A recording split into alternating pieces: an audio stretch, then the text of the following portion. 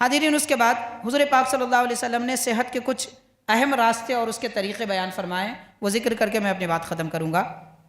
پیارے آقا علیہ الصلوۃ والسلام نے یہ ارشاد فرمایا، اے لوگو تم روزے رکھو صحت پاؤ گے۔ تو پتہ چلا صحت روزوں سے ملتی ہے، بیمار آدمی بھی روزہ رکھتا ہے تو صحت مند ہو جاتا ہے۔ یہ حدیث شریف ہے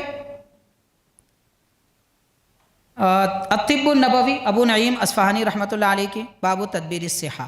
اور نبی پاک صلی اللہ علیہ وسلم نے یہ بھی ارشاد فرمایا کہ جو لوگ رات میں عبادت کرتے ہیں، تہجد پڑھتے ہیں، رات کے آخری حصے میں جاگ جاتے ہیں، فرمایا ان لوگوں کو اللہ تعالیٰ کئی نعمتیں عطا فرماتا ہے۔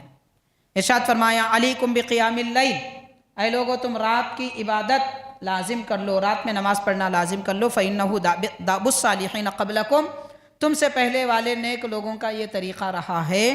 اور ارشاد فرمایا وَإِنَّ قِيَامَ اللَّيْلِ قُرْبَةٌ إِلَى اللَّهِ عَزَّ وَجَلَّ، رات میں جو لوگ عبادت کرتے ہیں اللہ کے سب سے زیادہ قریب ہو جاتے ہیں۔ رات کی عبادت قرب الہی کا ذریعہ بنتی ہے۔ پھر فرمایا وَتَكْفِيرٌ لِلسَّيِّئَاتِ، گناہوں کے لیے کفارہ ہو جاتا ہے رات کی عبادت کرنا۔ اور فرمایا وَمَنْہَاتٌ عَنِ الْإِثْمِ، گناہوں سے روکنے والا ہوتا ہے رات کی عبادت کرنا۔ جو لوگ رات میں عبادت کرتے ہیں، تہجد پڑھتے ہیں، وہ گناہوں سے محفوظ رہتے ہیں۔ پھر فرمایا وَمَطْرَدَةٌ لِلدَّاءِ، جسم سے بیماریوں کو دور کرتا ہے رات کا عبادت کرنا۔ مطلب رات میں عبادت کرنے والے تہجد گزار بیمار نہیں ہوتے۔ تو آج یہ جو بیماریاں عام ہیں اس کی وجہ یہی ہے کہ تہجد گزاری نہیں ہے۔ کیسے کوئی تہجد پڑھے گا جناب؟ ہمارے پاس تو دعوتوں سے فرصت اٹھا کر 3 بجے سونے کی کوشش کرتے ہیں۔ اب وہ کیا 4 بجے جب تہجد گزار اٹھتے ہیں تب سو رہے ہیں، تو کہاں کی تہجد کہاں کی فجر؟ اس لیے بیماریاں عام ہو رہی ہیں۔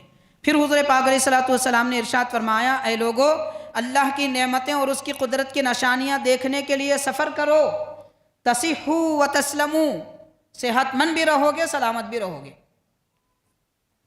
مطلب یہ کہ رب کی قدرت دیکھنے کے لیے، سیر و تفریح کے لیے نہیں، آوارہ گردی کے لیے نہیں، اللہ کی قدرت دیکھنے کے لیے جس سے ایمان میں تازگی پیدا ہوتی ہے۔ اگر سفر کریں گے تو صحت مند رہیں گے، تو سفر کرنے سے بھی صحت ملتی ہے۔ یہ بھی حضور پاک صلی اللہ علیہ وسلم نے فرمایا، اور یہ بھی الطب النبوی میں ہے۔ اور یہ بھی ارشاد فرمایا حضور پاک صلی اللہ علیہ وسلم نے من ساء خلقہ عذب نفسہ، جس کے اخلاق برے ہیں اس نے اپنے آپ کو عذاب میں ڈال دیا۔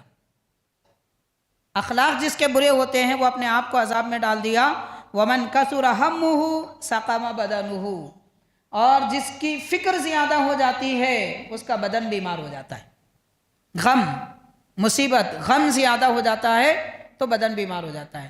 اب یہ کس قسم کے غم کی بات کر رہے ہیں؟ بعض اوقات انسان کو جو غم آتا ہے اللہ تعالیٰ کی طرف سے آتا ہے، یہ اس غم کی بات نہیں ہے، یہ وہ غم ہے جو آدمی بیل مجھے مار بول کے بلاتا ہے۔ وہ کیسے؟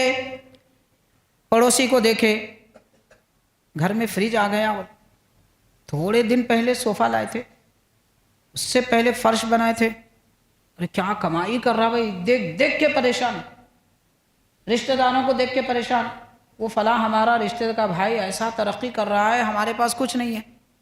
کسی کو آتے جاتے دیکھ رہے ہیں تو پریشان، انہوں یہاں کیوں آ گئے، یہ گلی میں کیوں دکھے، کس سے ملنے کو آئے تھے، کیا کام ہے کہ نہیں معلوم۔ یہ فکروں میں جو اپنے آپ کو پریشان ڈال رہے ہیں نا، یہ لوگوں کے بارے میں کہہ رہے ہیں۔ بیل مجھے مار اسی کو کہتے ہیں۔ کیا ضرورت ہے کسی کے بارے میں ہم کو فکر کرنے کی؟ کوئی مصیبت ہمارے عمل کے بغیر آ جائے، دعا کریے اللہ تعالیٰ ٹال دے، ٹل جائے گی۔ خامخواہ کے لوگوں کے بارے میں سوچ سوچ کے اپنے آپ کو بیمار کرتے ہیں اور ہر چھوٹی بات کو ٹینشن میں لیتے، جیسے گھروں میں ہوتا ہے۔ اولاد ٹینشن میں ہے، میرے والد میری بات نہیں سنتے، میں جو بولا وہ مانتے نہیں، میں یہ کرنا چاہ رہا ہوں، میں وہ کرنا چاہ رہا ہوں۔ باپ فکر مند، بیٹا میری بات مانتا ہی نہیں۔